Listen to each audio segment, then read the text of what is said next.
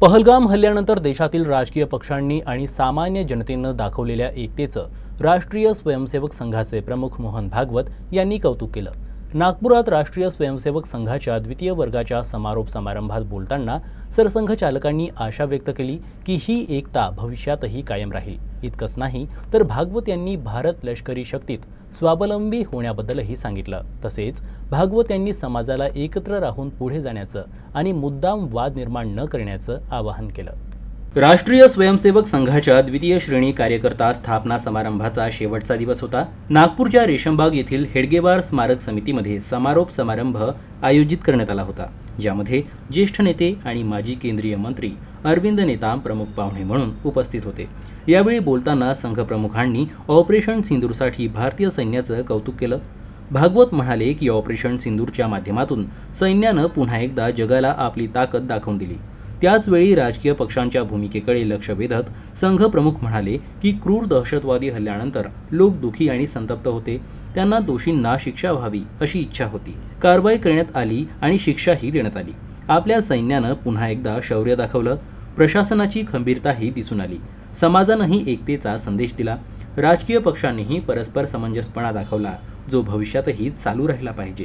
क्योंकि हम ये भी जानते हैं कि ये सब होने के बाद समस्या तो मिटी नहीं, टेढ़ापन जब तक कायम है, द्विराष्ट्रवाद का भूत जब तक मन में कायम है, शांतिपूर्वक रह सके इसलिए अलग हुए और अलग होने के साथ ही अशांति करना प्रारंभ किया।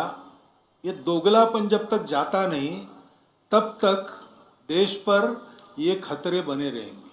हम देखते हैं युद्ध के प्रकार भी बदले, आमने सामने लड़के नहीं जीत सकते तो 1000 कट्स की पॉलिसी, आतंकवाद को सहारा देकर उसके जरिए लड़ना, साइबर वॉर से लेकर सारी बातें, एक प्रकार से एक छद्म युद्ध, प्रॉक्सी वॉर, ये सतत चल रहा है।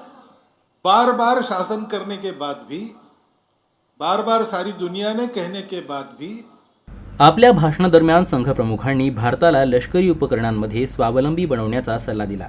एवढंच नाही तर संघ प्रमुखांनी सध्या समाजात होत असलेल्या वादांवरही तीव्र चिंता व्यक्त केली। भागवत म्हणाले, समाजाला चिथावणी देणारे लोक आहेत। असे लोक देखील आहेत जे त्यांच्या स्वार्थासाठी इतर समाजांशी भांडतात।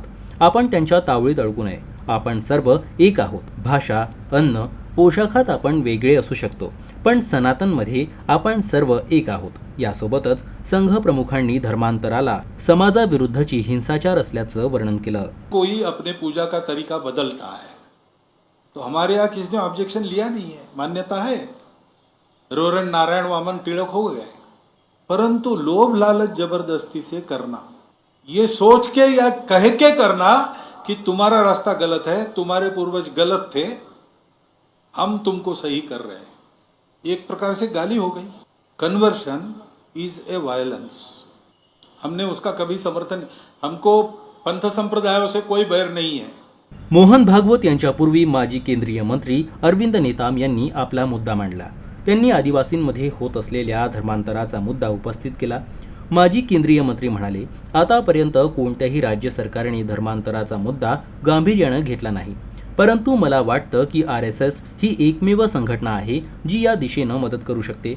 यासोबतच नेताम यांनी नक्षलवाद्यांवर सुरू झालेल्या कारवाईचे स्वागत केले आणि अशी मागणी केली की सरकारनं अशी कारवाई करावी की नक्षलवाद पुन्हा डोकेवर काढू नये। जो मुद्दा जैसे मैंने कहा कि नक्सली और समस्या है, मैं भारत सरकार को धन्यवाद देना चाहता हूँ। इस समस्या का काफ़ी समाधान बस्तर में हो गया है, पर मैं संघ को आगाह करना चाहता हूँ कि अगर समस्या खत्म हो गया उसके बाद क्या?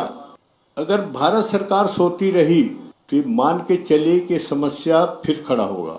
भारत सरकार को अपनी कार्य योजना के साथ में देश के सामने आना चाहिए, और मैं चाहूँगा कि संघ इस दिशा में भारत सरकार को दबाव बनाए कि इस समस्या के समाधान में सफलता के बाद ऐसी कार्य योजना बने कि ताकि समाज उस दिशा में फिर से ना जाए और ये फिर से पुनर्जीवित ना हो।